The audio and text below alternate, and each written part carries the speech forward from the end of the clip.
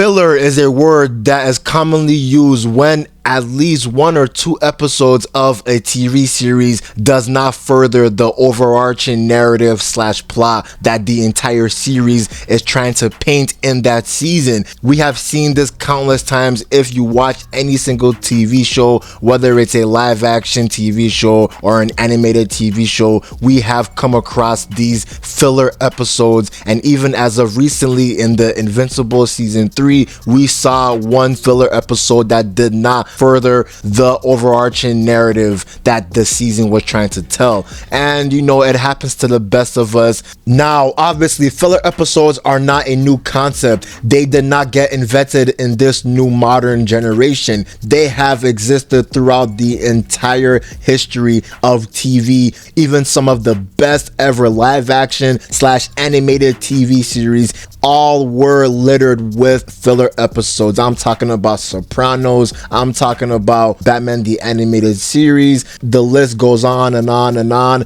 and all of these great peak shows were all littered with filler episodes. They were even infested with some filler episodes as well. And all of these filler episodes that can be seen in every single show that has ever existed are so unimportant to the plot that when you watch them and you think to yourself, wow, I could have literally spent my entire life not watching that episode and nothing will change about this season or this series. And you're probably asking to yourself, yo, big bro, why are you bringing up filler episodes in this video? And I have to bring this up because in Daredevil Born Again, I'm not even gonna lie to you, this entire series has been peak so far, but you know, the ugly head of filler episodes was bound to rear its ugly head at least one point in this series, and we saw this in episode 5. But since it's a filler episode, I'll be honest with you,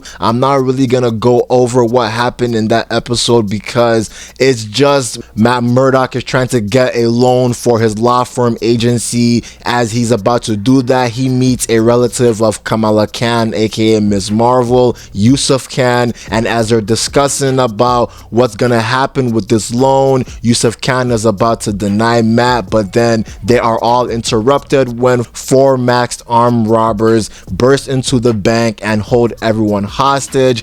At first, I thought one of these 4 masked robbers was a villain in the 616 comics called Sin Eater, but to be honest with you, I don't think that's Sin Eater. Whoever these armed robbers are, they just want this precious diamond. They want this precious artifact that they're looking for. And the episode ends when Matt, he outsmarts all of these 4 robbers. He takes down at least 3 of these robbers, and it actually ends when we see that there was someone on the inside that was inside the bank robbery. She is actually the ringleader to these 4 armed robbers, but the entire plan is foiled when Matt completely stops the robbery with the help of the NYPD as well. So that episode, nothing really happened that actually furthered the overarching narrative Daredevil Born Again is trying to tell, because it did not follow up anything that is related to Kingpin or Muse or Punisher or anything like that. But I'm gonna put that episode aside. I'm gonna push that episode to the wayside because that's not the main event that happened today. That's not the main thing that I want to highlight in this video. And the main episode that I want to tell, the main story that I'm trying to convey in this video right now, is to forget what happened in that filler episode, and now we need to embrace and we need to acknowledge the peak 10 out of 10 episode that is episode 6, because thank God the next episode right after the filler, episode 5, is great. And it's not just great, I think it's probably one of their best episodes so far in the entire series of Daredevil Born Again. And that is when we see Daredevil, he finally confronts Muse. But the way that this happens is because Angela Ayala, remember, the daughter of Hector Ayala, she visits Matt and she actually storms into the law firm agency that Matt works under. and she is basically asking Matt, she's pleading to Matt, you guys need to get something done. You guys need to start to look into my father's murder, because he was looking for something. He was trying to look for all of these clues that has been happening throughout Hell's Kitchen, because if you have been realizing, a lot of people have been missing, a lot of people have wound up dead, and their blood is basically soaked dry. Obviously this is not what she said word for word verbatim, but if you have been watching this entire series, there is a serial killer that is loose. There is someone that is picking people off the streets and is killing them and is basically sucking their blood dry, and a lot of the police, NYPD detectives, or people on the task force, they now see that these corpses are basically empty. There is no blood in these corpses. So she's trying to tell Matt that you need to do something. Your law firm, your law agency, you guys basically tell the world that you guys help out the little guys, but now when the little guys has something on your plate, you guys don't want to do anything. And this actually causes Matt to stop and think temporarily, because in the bounds of the law, Matt right now can't do anything, but there is one person, there is one thing that Matt can do that is out of bounds in the law, but is actually more in line to who Matt really is. And this thing that is more in line to who Matt really is something that Matt has been trying to fight for the last couple of episodes, because he vowed to never don the mantle of Daredevil ever again after Foggy's death. So after we see this, before we see what will eventually happen to Angela Ayala, we go back to Kingpin, and Kingpin, he is being pressured by everyone. He's being pressured by the NYPD. He's being pressured by all of his associates that he needs to start to do something in order to prevent any more murders, in order to prevent any more killings from this serial killer. So Kingpin, he reluctantly creates a task force, an anti-vigilante task force. But the thing about Kingpin, he is a weird dude, because he actually enlists a lot of these rogue police officers, and one of these rogue police officers is the officer that caused Hector Ayala to go on trial and to basically be tried for murder. And a lot of these police officers that Kingpin enlisted, they are quote unquote bad apples, and a lot of the people, a lot of the NYPDs, and that NYPD detective or sergeant, I forgot his name, but we saw him in the first 2 episodes where he was butting heads with Kingpin. He seriously disagrees with what Kingpin is trying to do, but Kingpin, he is hell-bent on this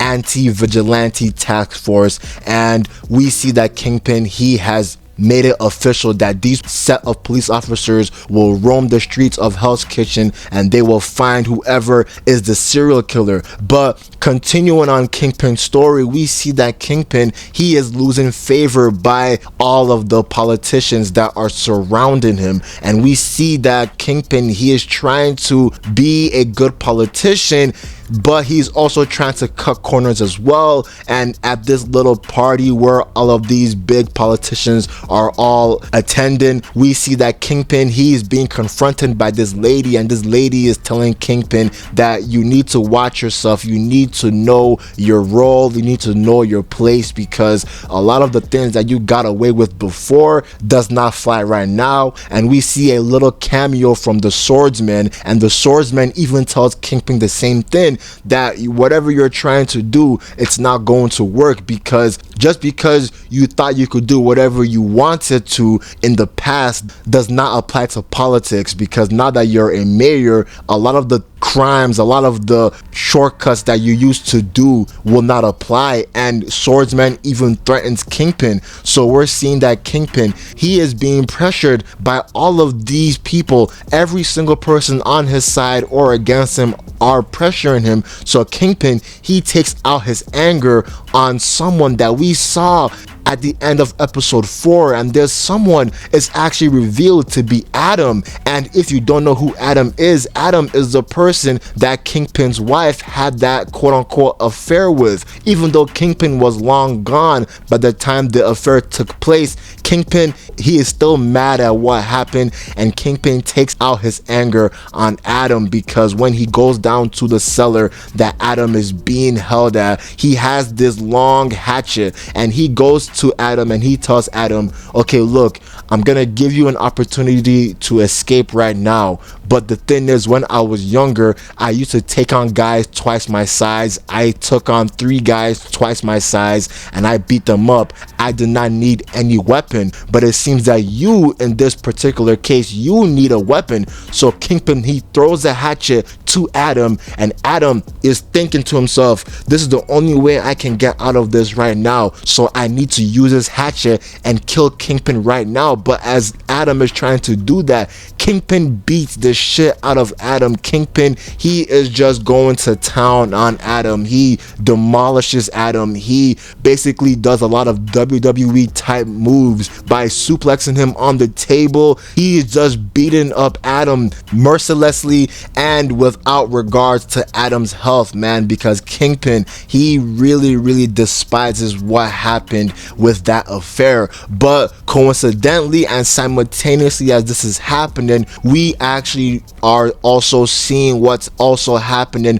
with the Angela Ayala story, because prior to this, Angela, she takes actions into her own hands because she is seeing that Matt is not really willing to look further into the case and to investigate Hector Ayala's untimely death. So Angela, she goes down to the same place where Hector was killed. She is trying to record anything, but we see that Angela, she gets blindsided, she gets attacked, and the person that attacked her was Muse. But before I go further, I want to point out something that is comic accurate that they did that is really cool for Muse's character, because we see these 2 drunk girls after a party are walking down the street and they notice Muse, he is spray painting the wall. You know, Muse, he uses the spray paintings with real blood, and he is using these spray paintings and he is tagging almost every building in Hell's Kitchen.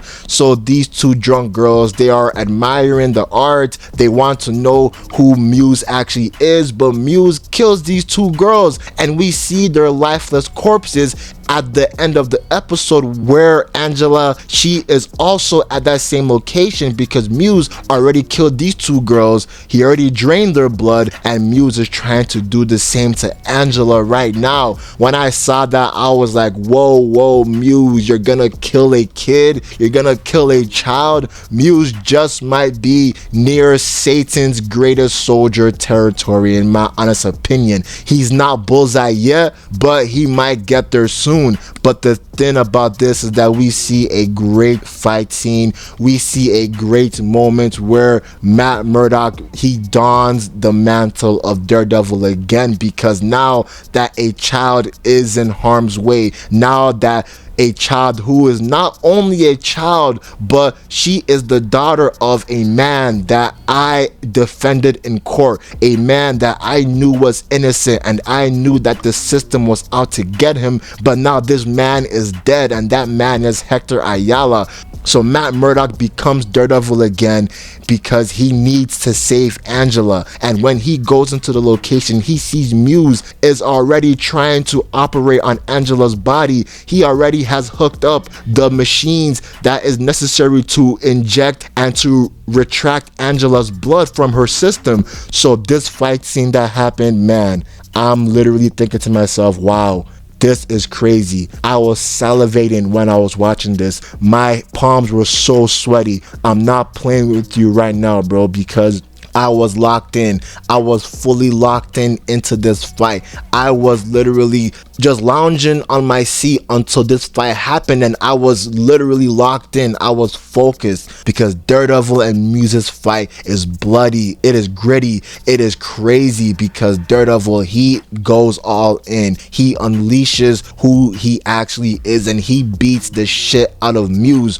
Sure, Muse tried to put up a good fight, but Daredevil, he worked Muse so bad that he knocked Muse unconscious twice, and Muse was getting his ass whooped. Muse tried to even kill Angela during the fight, but Daredevil just knocked him down again, and Muse was just so weak in this fight. But I really liked it because we're seeing Daredevil. He is basically seeing all of the things that's happening. He sees the serial killer right here. He sees the serial killer is trying to kill again, and he sees two corpses of the serial killer. So Daredevil, he is out for blood, and Daredevil even attempts to hang Muse with Daredevil's own equipment, but Angela wakes up in time. But this unfortunately causes Muse to run away and to escape this situation, because Muse, when Daredevil was attending to Angela, Muse, he saw an opportunity and he ran away, man. And that's how the episode ends. And I'm thinking to myself, wow, thank God episode 6 came right after episode 5, because